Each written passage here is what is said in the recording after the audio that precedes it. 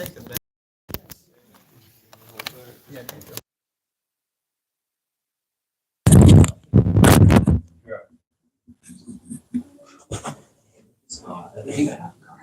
Okay.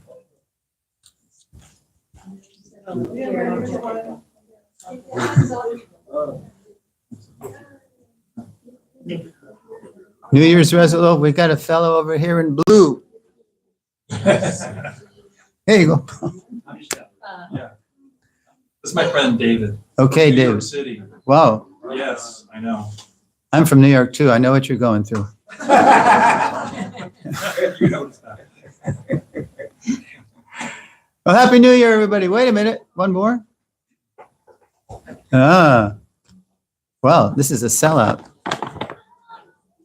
in a good sense.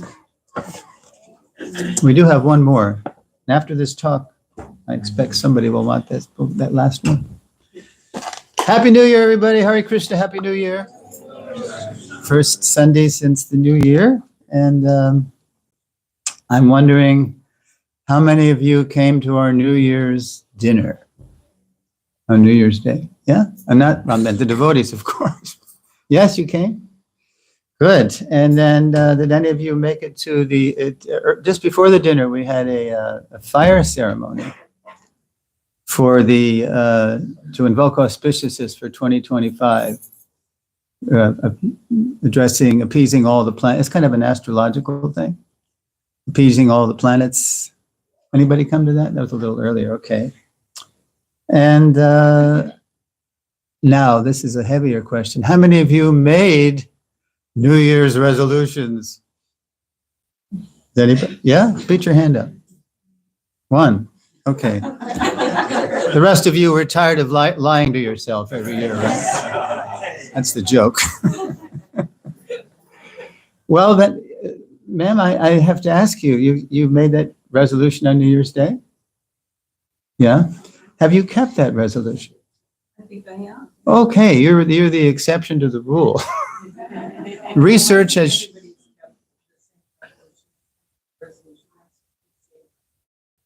Oh, okay. That's well. That's the spiritual resolution, and that's what we're getting to. Research has shown that most people, their resolutions last an average of 17, 18 days. By the end of January, usually, 98% is kaput. So then, so why? The question might be why? Was the resolution unrealistic, or was it painful? Did you really not want to do it, but you thought you just had to do it? There's no pain, no gain, right? Or how about this? Was it not really grounded in anything spiritual, like your resolution was grounded in with a spiritual intention, a spiritual motive? So that's what I'm going to get to. There's a nice verse in the Bhagavad Gita, chapter 3, text 42. Indriyani paranyahur indriyebhyak parang manaha manasastu para buddhiryo buddhik paratastu saha. Which Krishna is saying, the working senses are superior to dull matter. Mind is higher than the senses. Intelligence is still higher than the mind. And the soul is even higher than the intelligence. So, but in our materialistic society, by and large, we don't even know who we are. We don't even know that we are souls. We think that we're bodies and maybe we have a soul. Actually, we're souls and we circumstantially have a body. So I'd like to talk tonight about New Year's resolutions that are actually worth keeping. That's the title of the talk. And why are they worth keeping? Because they'll help us come closer to the source of all, Krishna. In Sanskrit, it's Krishna, that all-attractive prime entity who would love us, really would like it if we return to him. So, is anybody, I'm sure you've heard of this, 1929, somebody wrote a famous gospel song, and it's been sung by many people over the years. And 58, probably the most famous version, was recorded by a singer named Mahalia Jackson. And if you know the song, you can chime in. He's got the whole world in his hands. He's got the whole wide world in his hands. He's got the in his hands. He's got the whole world. And she started really slow. He is, he's, and she really drew out every note and every lyric. It was beautiful. And as it turns out, singing is something that's literally true. Resonated with so many people. There's a verse in Bhagavatam, which is kind of the postgraduate study of the Bhagavad Gitas we gave out. And it says that everything is in the grip of the Lord, just like one might hold a walnut. Canto 2, chapter 3, text 5. It actually says this, that he's got the whole universe in his grip, just like a walnut. Similarly, when we make spiritual intentions, we can also, and this is what people do, we can press our palms. Palms are called Anjali. Press our palms in pranams. And even though it's January 5th, see, we're a little late to make a resolution. We might think, oh, I missed it. I got to wait till next year. No, you can just make it anytime. Any spiritual intentions and resolutions are timeless. So we can make a few sacred resolutions for 2025 that are still within our grasp. We can make these resolutions. And I'm going to paint them in broad strokes. And then you can think how you might apply that in your own life. On New Year's Day, I got an email.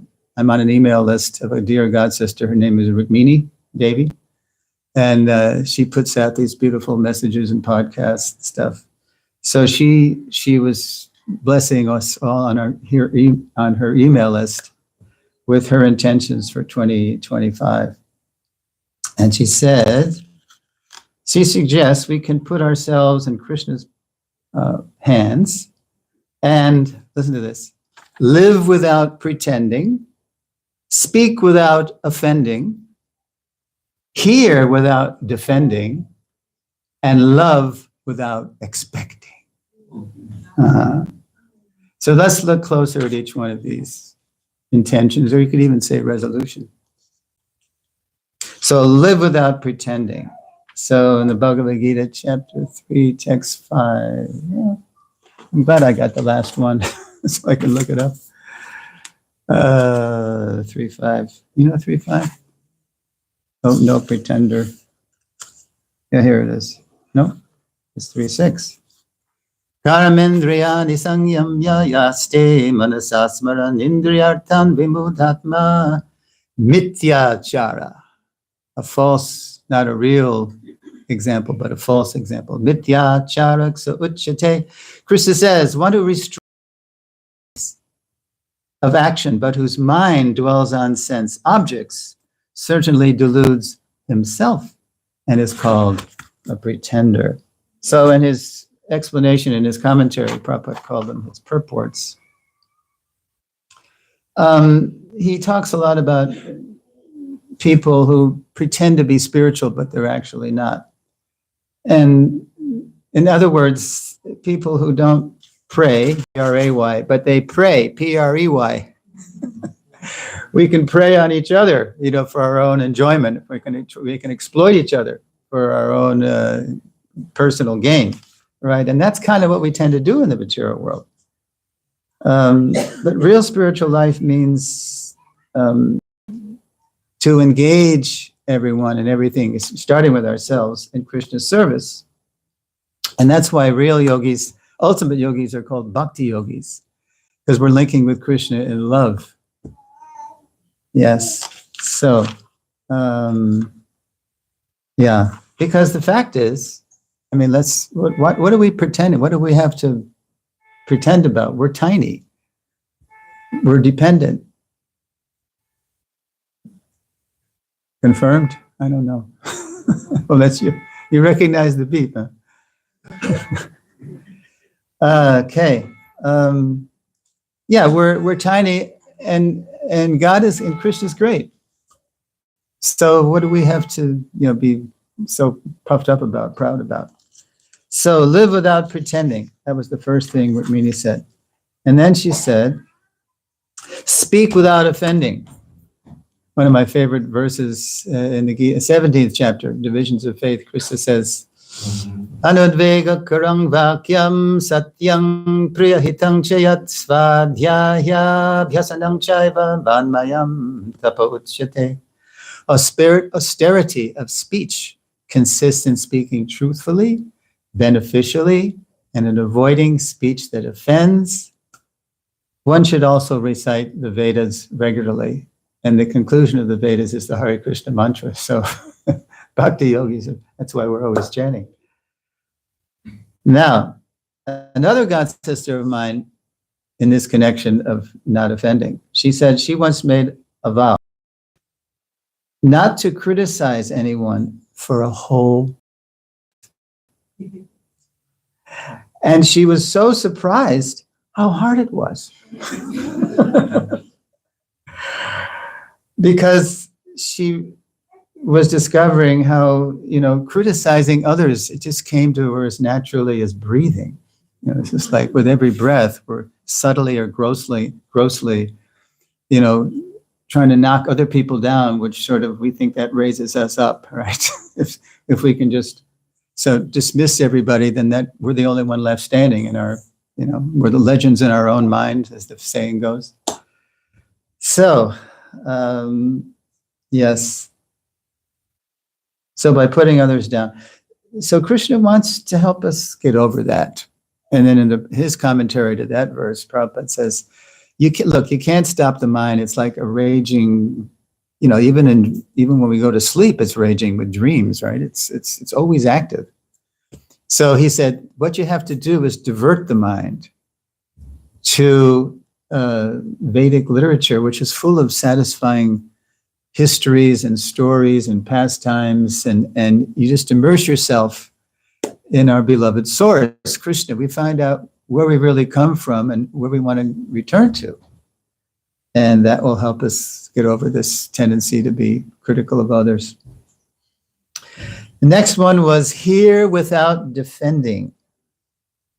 There's a saying where it comes from. I don't know if Prabhupada ever gave a reference for this, but he used to say, Atmavan manyate jagat, which means Atmavan, we tend to manyate jagat. We consider the jagat, the whole universe. We think Atmavan, we think it's just the way we see it. And if anybody doesn't see it my way, the person must either be dumb or crazy, right? That's kind of like, that's the real self-centered way to think. We think, yes, this is another symptom of our God project, trying to be the supreme. If we can learn to hear without defending our worldview, we might understand more about Krishna. Prabhupada used to tell the story of the frog in the well. And it's an old story to devotees, but if you haven't been here before, then you can hear it again. So there's a frog in a well, and he's trying to understand. He's just living in the well, and then a friend of his comes by, looks at the well, he says, "Oh, you got to see what I just saw. It's this vast body of water, because there's some water in the well where the frog is." And he's thinking, "Well, I got my well and I got my water. What else do I need, right?" So the frog says, "Really? Is it big? So how big is it? Is it twice as big as my well?" "Oh, no, you can." And his friend has just seen the ocean. So 3 times as big. He just starts puffing himself up. 5, 10. And then finally, trying to imagine what his well is, he bursts. And that's kind of how we are. We're just trying to imagine something. Imagine that we're the center of this tiny. We can never approach the Supreme through our mental speculation. Pantasukoti shatavatsara sampragamyo vayoratapi manaso munipungavana so pyasti yad prapadasimnya vachintya tatve adipurusham tamaham bhajami. So this is a verse from Brahma Samhita, where Lord Brahma, who is Krishna's like co-creator of the universe, big demigod. So he's saying that Krishna is so, you can't even conceive of, you can't, by your mental speculation, you can't even approach the, coming from the tips of his toenails. You can't, speed of mind for millions and millions of years, but you'll never even come close to approaching, the effulgence coming from Krishna's toenails, because Krishna's way beyond the universe and the universes and the Mahatattva and so many levels of reality. He's beyond that. Okay, and then love without expecting. This is a big one, because in this world, so many of our relationships are just transactional, right? If you please you, if you do this for me, I'll do. This is why everybody's sidling up to the president-elect, visiting him in his residence in Florida, saying, "Hey, you're the president-elect. You remember all that money I gave to your campaign? Well, now I need this favor," right? This is politics. Or just take it even in individual relationships. Sometimes in the name of love, it's just, I love you because you're pleasing my senses. You please my senses and I'll please your senses. It's just a business deal, really. Yeah, cloaked as love. But real love is bhakti, is selfless. And the famous example, the ultimate example that our Srila Prabhupada gave was the damsels of Vrindavan, the gopis, who once heard Krishna, let it be known. He put the message out through who was it? One of his cowherd boyfriends. Anyway, he had a headache. How can God have a headache? Well, he's just playing. So he got the message out that, and the only thing that will cure his headache is what? Yes. The dust from his devotees' feet. So Narada Muni goes around. That's Narada Muni, actually. Did he canvass for the dust? I think so. Yeah. And so he went to all the different, and all the devotees, they were very devout, devotees, but they were afraid. They said, the dust from my feet? No, that I'll go to hell for that. Krishna can't, the dust from my lowly feet.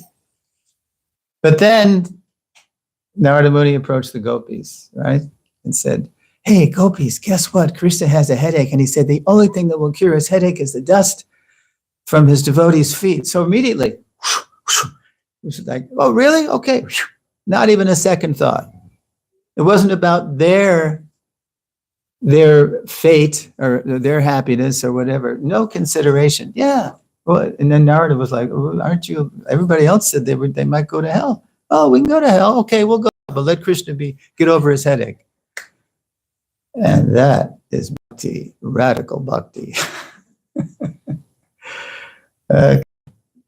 So I'd like to close with a little PS. Not many of you were at this fire ceremony, which our yogic Brahmin here, Kirtan Yagya, performed many mantras and invoking auspiciousness, appeasing especially the malefic planets. Yeah. Okay, so I found, let's see if this works.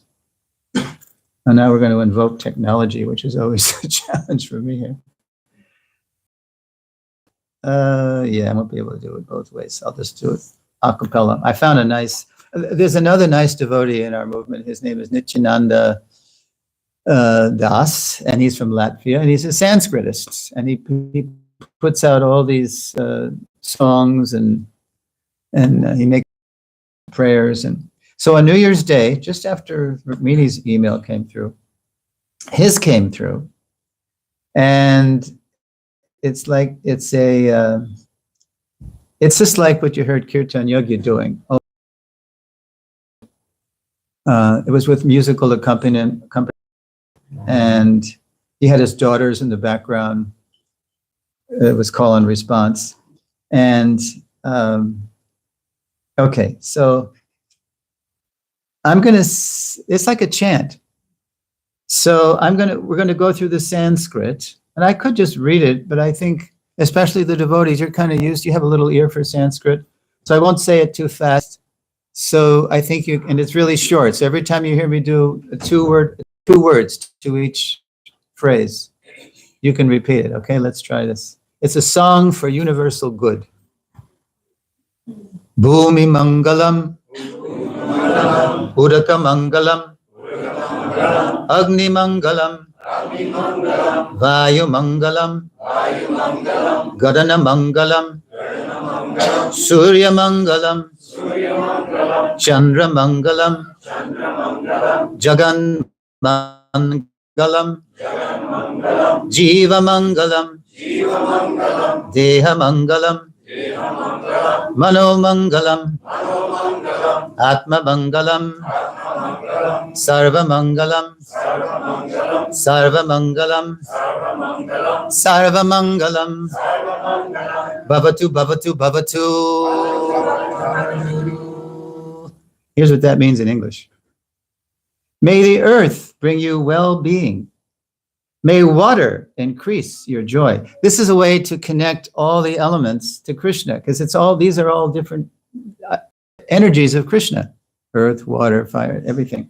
So just think of Krishna when you hear the translation. May the earth bring you well-being. May water increase your joy. May fire light your way. May air carry you to good fortune. May space expand your prosperity. May the sun warm you with its goodness. May the moon cool you with its peace. May the universe bathe you in bliss. May all beings meet you with good will. May your human body bless you with its benefits. May your mind cool you with tranquility. May the soul of all embrace you in loving union. May all be well. May all be well. And Bhavatu, Bhavatu, Bhavatu means let it happen, or let it be, let it be. So thank you for hearing without defending these New Year's resolutions. Willing suspension of disbelief or something like that. And now, what time is it? Oh, we got a little time. Are there any New Year's resolutions? Again, most people give up their resolutions because it all comes, how can you make a resolution if you don't know who you are or where you're going? Right? It just something had to do with how the body's feeling, or how the mood of the mind, and that changes all the time. So no wonder people give it up so easily, because the material energy is always moving, it's flickering. So, but on the spiritual platform, we can make these timeless intentions, resolutions, and they're all time and good for all of us. Questions? Reflections? Yes.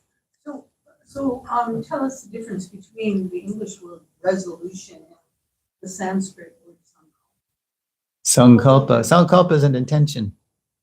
Yeah, I'm not a Sanskritist, so I don't know just like in English, you take one word and it can mean so many things. Like, and if you look in a thesaurus, you'll see a bunch of meanings fanning out from one word, right?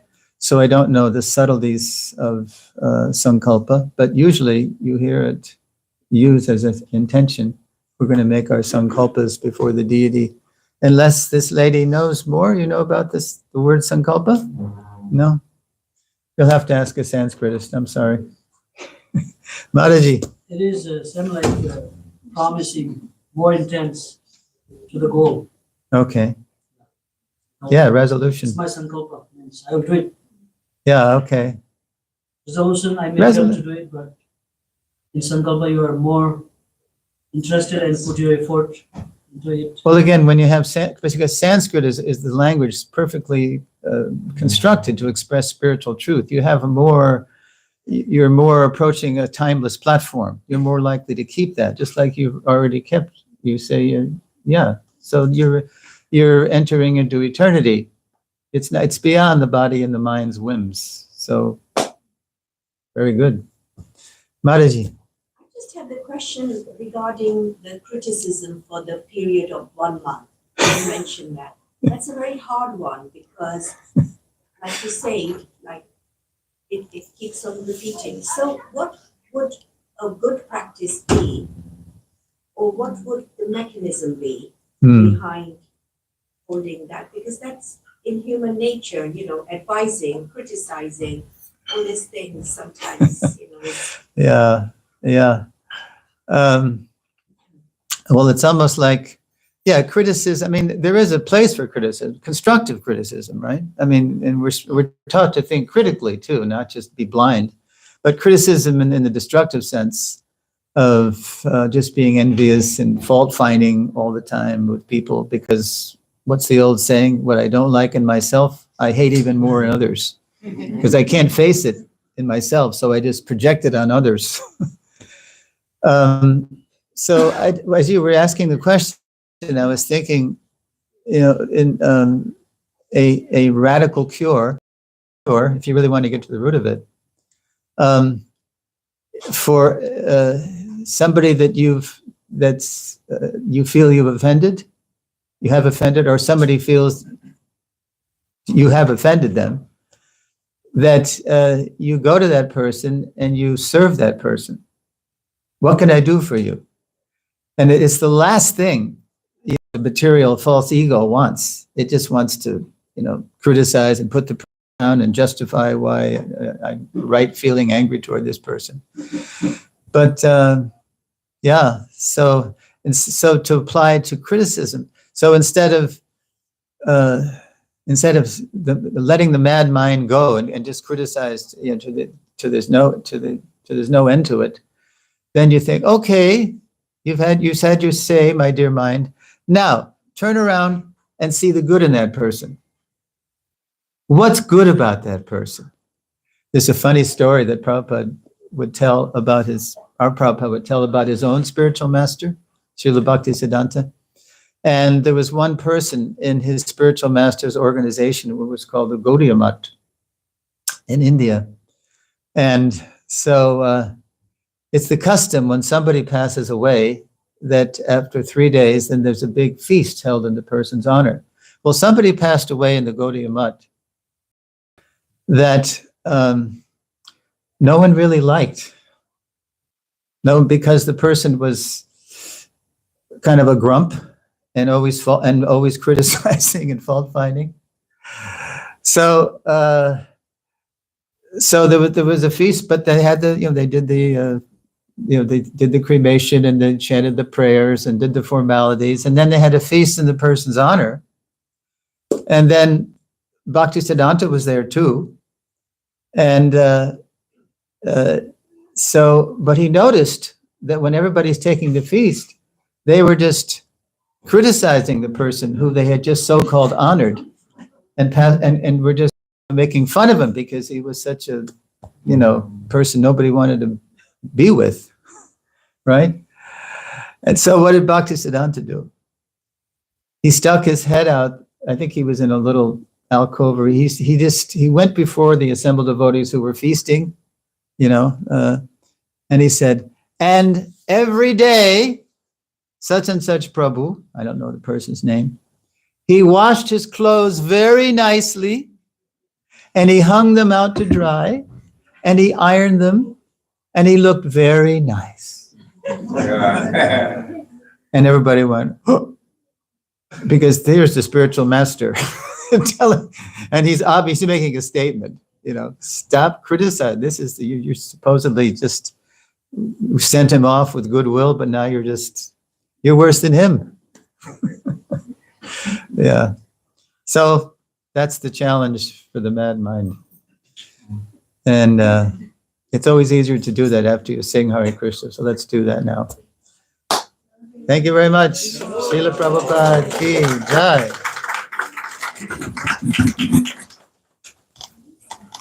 Prabhu ki. Right.